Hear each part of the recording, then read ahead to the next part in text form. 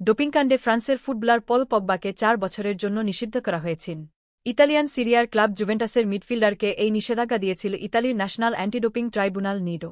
এরপর আদালতের রায়ের বিপক্ষে আপিল করেন পগবা। আইনি লড়াইয়ে দারুণ সফলতাও দেখান ফরাসি মিডফিল্ডার। পগবার আপিল আবেদনের প্রেক্ষিতে শাস্তির সময়সীমা কমিয়েছে ক্রীড়াসংশ্লিষ্ট সালিসি আদালত সিএস। ৪ বছরের শাস্তিকে ১-৮ মাসে নামিয়ে এনেছে আদালত।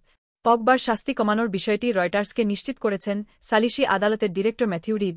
2023 সালের সেপ্টেম্বর থেকে ফুটবলের সব ধরনের কার্যক্রমের বাইরে গগবা।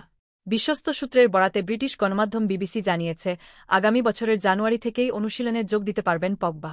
৩-১ বছর বয়সী এই তারকার মাঠে নামতে বাধা থাকবে না আগামী মার্চ থেকে। এর আগে শরীরে টেস্টোস্টেরনের উচ্চমাত্রা পাওয়া গেছে, এমন অভিযোগে গেল ফেব্রুয়ারিতে পগবা ৪ বছরের জন্য নিষিদ্ধ করে নিডি। টেস্টোস্টেরন এমন একটি উপাদান যা শরীরে শক্তি বাড়ায় এবং একজন খেলোয়াড়কে বেশিক্ষণ সময় মাঠে সতেজ থাকতে সহায়তা করে। আপিল আবেদনে অনুকূল ফল পেয়ে পগবা বলেন, অবশেষে দুঃস্বপ্ন শেষ হল। আমি সেই দিনের অপেক্ষায় ছিলাম যখন আবার স্বপ্নগুলো অনুসরণ করতে পারি। পগবা আরও বলেন, সবসময় বলেছি যে আমি যখন একজন ডাক্তারের পরামর্শে নির্ধারিত পুষ্টিকর খাদ্য পরিপূরক গ্রহণ করি তখন আমি জেনেশুনেই করি। কখনই বিশ্ব ডোপিং বিরোধী সংস্থার নিয়ম লঙ্ঘন করিনি।